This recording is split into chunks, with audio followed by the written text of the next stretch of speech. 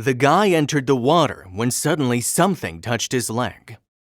Walking into any area of water often means that you're going for a swim or that you're going to splash with family and friends.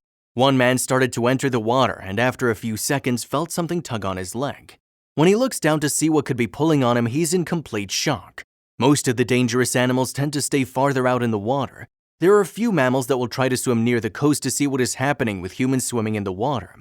An otter is one that swam up to a man and started playing with him and some of his friends. The otter started playing with a man's leg and even nibbling on him. He didn't cause any damage and seemed to be having fun while playing in the water. The man even gave the otter a few rubs on his back. After a few moments, the pair appeared to be friends. The otter only stayed for about a minute before he swam away as fast as he arrived. Animals are usually very intelligent and they can sense when people aren't in their habitat to cause harm.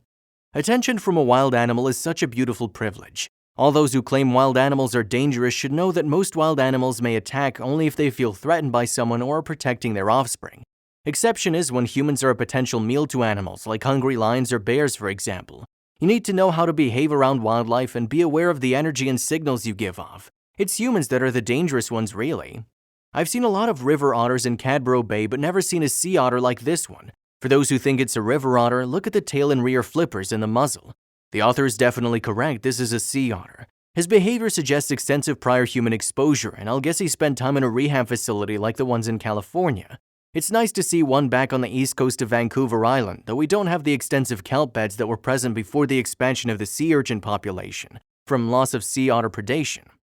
Very cool, I used to see them a lot when I lived on the Gulf Coast of Florida, and we stayed on Sanibel Captiva Islands a lot. They're big just like this one here and very curious and advantageous too. They'd come to the Back Bay riverfront home my brother rented, and one time they ran up and grabbed the scraps and a fish from the dock, lol. A big fish, and my brother was unhappy but laughing as well. We used to see them in groups of 2 to 4 most of the time, and also get a lot of manatees too. I got to see a decent-sized otter 2 summers ago in this small lake/large pond up here in northern Cali, and had no idea they were in lakes, at least small ones that have just woods around dry land. He came to the shore where I was standing and swimming back and forth as if to play around with me. Nature and animal souls are amazing. Another interesting moment. Jason Skidgel has always been a huge dog lover, so when he saw a dog fall into a frozen lake after chasing some geese, he didn't hesitate to do what was needed to get the dog to safety. Within seconds, Skidgel was running through the freezing water trying to save the dog Loki from drowning.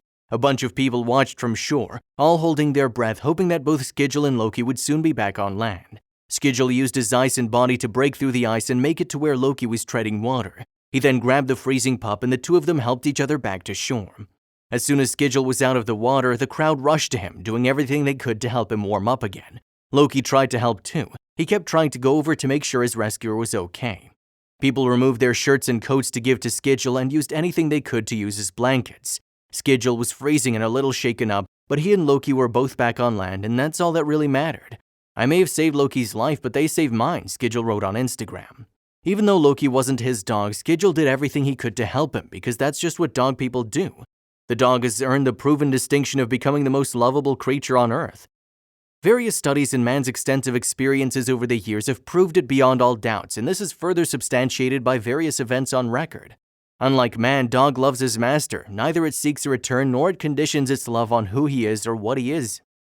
They will also become anxious if an owner or leader shows distress and their body language changes, and the dog will seek reassurance from the owner.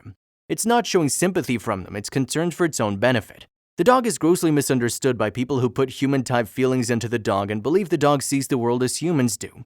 That isn't true. Having said that, dogs do make great pets and love to have our attention focused on them and our habits of caressing them a lot. They can certainly read us a lot better than we can read them and know how to play on that fact very well.